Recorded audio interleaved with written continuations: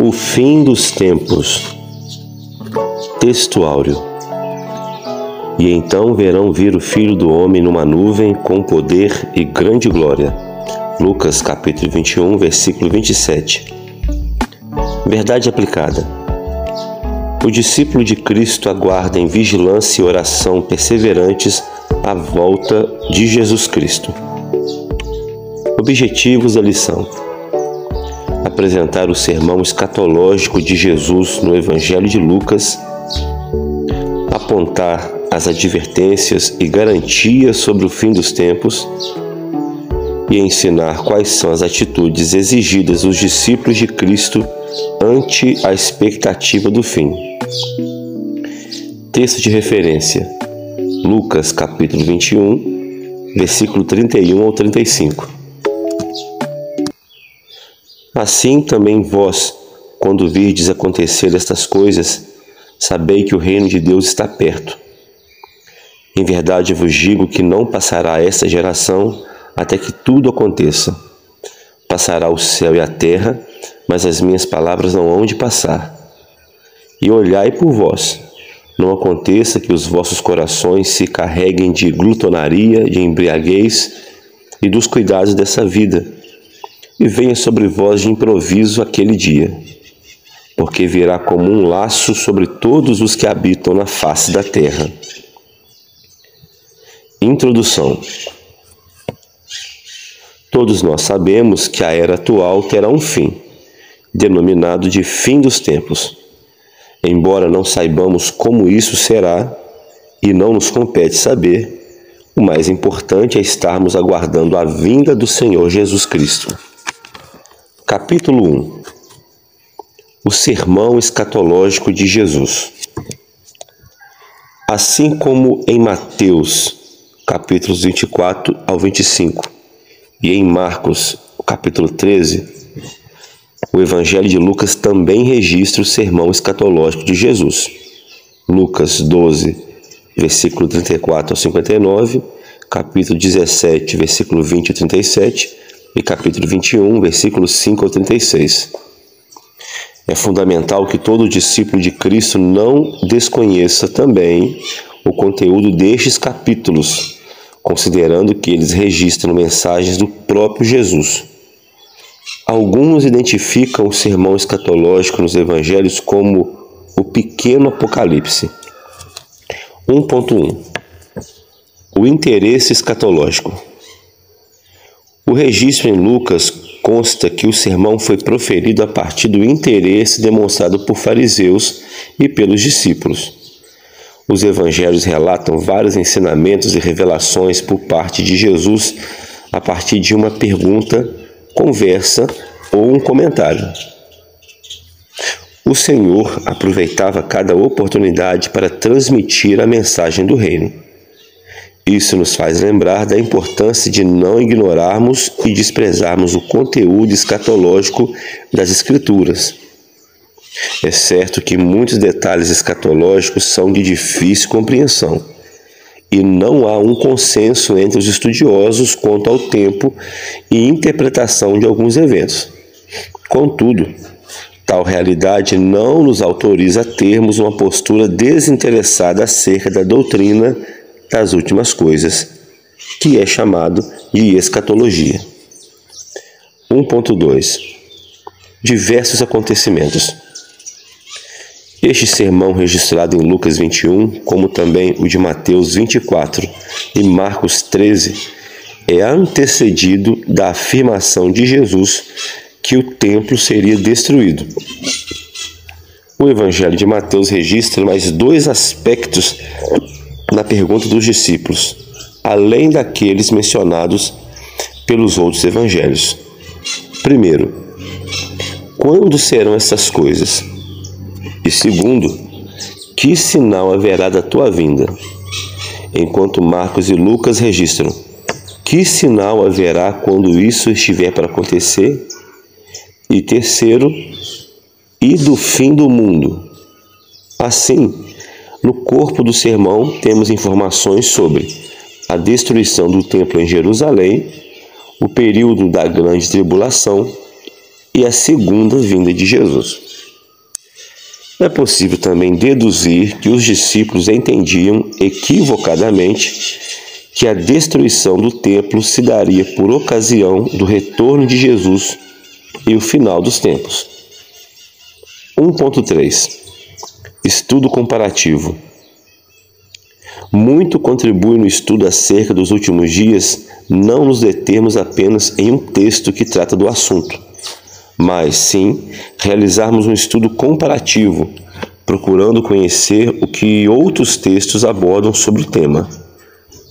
Isso não significa que chegaremos a uma conclusão definitiva sobre cada evento, porém ampliará e facilitará a compreensão de tão vasto e enriquecedor assunto, tendo em vista que vamos encontrar aspectos em um texto que não são mencionados em outro texto. Por exemplo, Daniel 9, versículos 24 e 27, os capítulos dos evangelhos acima citados, 1 Coríntios 15, entre outros textos. Capítulo 2. Advertências e garantias. Mesmo considerando o exposto nos tópicos anteriores, é notório no sermão escatológico que o Senhor Jesus transmitiu advertências e garantias que são aplicáveis e essenciais aos seus discípulos e em todas as gerações, independentemente da interpretação detalhada de cada evento, que seja dotada de compreender plenamente os vários aspectos que envolvem essa doutrina. 2.1 Não vos engane. Os três evangelhos registram que o Senhor Jesus inicia o seu sermão escatológico com uma advertência. Em Mateus 24:4 está escrito: acautelai-vos. Em Marcos 13:5, olhai.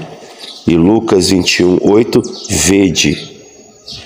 Tais expressões na língua grega admitem algumas ideias como considerar, prestar atenção diante de algo, e citado como forma de cautela, tomar cuidado com. São essas o sentido que essas palavras nos dão na língua grega. Ao iniciar a resposta, Jesus diz: não vos engane. Trata-se de uma advertência bem presente na Bíblia. Afinal, uma das ações de Satanás é enganar.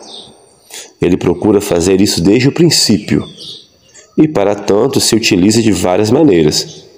É para refletir bastante sobre o fato de Jesus iniciar o sermão escatológico não com a sequência dos eventos ou sinais, mas sim com uma advertência. 2.2 Não vos assusteis. A segunda advertência destacada na presente lição está em Lucas 21:9.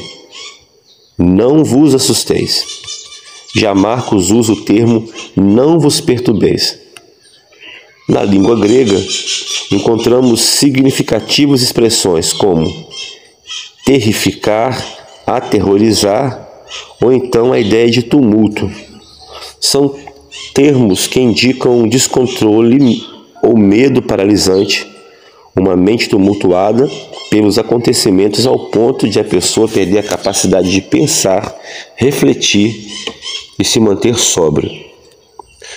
Como essa advertência é essencial para os dias de hoje.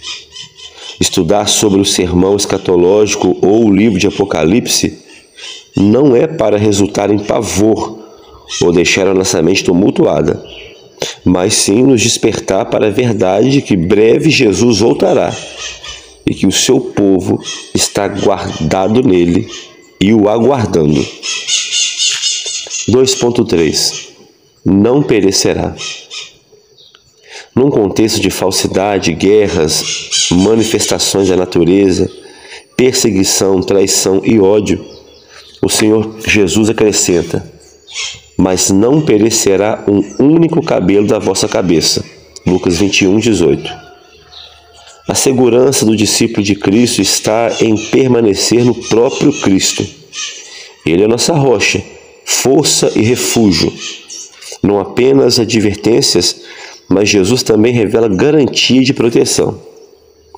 Ele não tem apenas o controle da história, mas também da vida de cada membro do seu corpo. É evidente que não podemos considerar este texto estritamente no aspecto físico, porque muitos morreram pela fé, conforme lemos em Hebreus 11, versículo 36 ao 40 e também Apocalipse 2:13. Mas isso é a garantia de que Cristo está conosco, mesmo no vale da sombra da morte. Salmo 23, versículo 4. Capítulo 3. Atitudes exigidas dos discípulos. Neste último tópico, abordaremos acerca das atitudes exigidas pelo Senhor por parte daqueles que dizem serem seus discípulos. Somente algumas serão indicadas, pois o espaço não permite ampliar tanto. Contudo, que as relacionadas abaixo despertem em nós sobre as muitas outras encontradas na Bíblia. Afinal, conforme lemos em Hebreus 2:1, nos convém atentar. 3.1 Olhai para cima. Jesus disse: olhai para cima, porque a vossa redenção está próxima. Lucas 21:28. Quantos atrativos têm surgido nesta terra no presente século? É evidente que o discípulo de Cristo não está impedido de admirar e desfrutar dos muitos atrativos. A questão problemática e perigosa é quando a pessoa fica tão distraída e focada nos atrativos que não prioriza o reino de Deus. E por fim, já não vive na expectativa da volta de Jesus. Afinal de contas, se nascemos de novo, então somos participantes da natureza divina, segundo Pedro 1, 3 e 4. Logo, procuramos e nos interessamos em buscar as coisas que são de cima e pensar nas coisas que são de cima. Colossenses 3, 1 e 2. 3.2 Olhai por vós.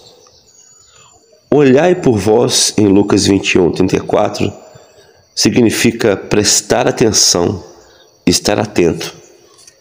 Na nova tradução na linguagem de hoje, encontramos a expressão fiquem alertas. E aí, o texto menciona o coração.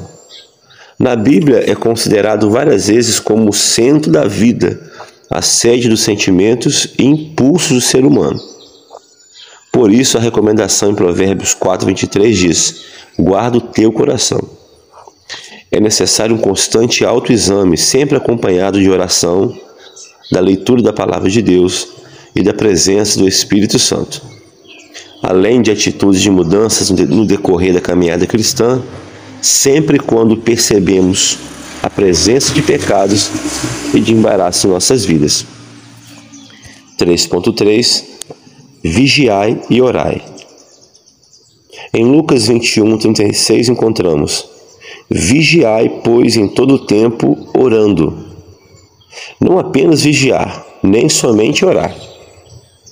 Assim deve ser o cuidado diário, vigilância e oração.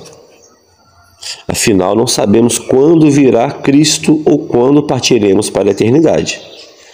Tais atitudes também exigem de nós um constante exercício espiritual. São vários os sentidos da palavra vigiar na língua grega original. Entre eles, manter-se acordado, vigilância espiritual, uma expectativa em contraste com a falta de firmeza e indiferença, porém acompanhada de oração. O texto sagrado diz para nos fortalecermos no Senhor e na força do seu poder. Efésios 6:10. Conclusão. O fim dessa era ocorrerá com a volta pessoal, pública e em glória do Senhor Jesus. Antes, porém, ocorrerá o arrebatamento da igreja, que a livrará dos juízos terríveis que virão. Por isso, precisamos nos manter sóbrios em tudo, vigilantes e orando em todo o tempo por nós e por todos. Amém.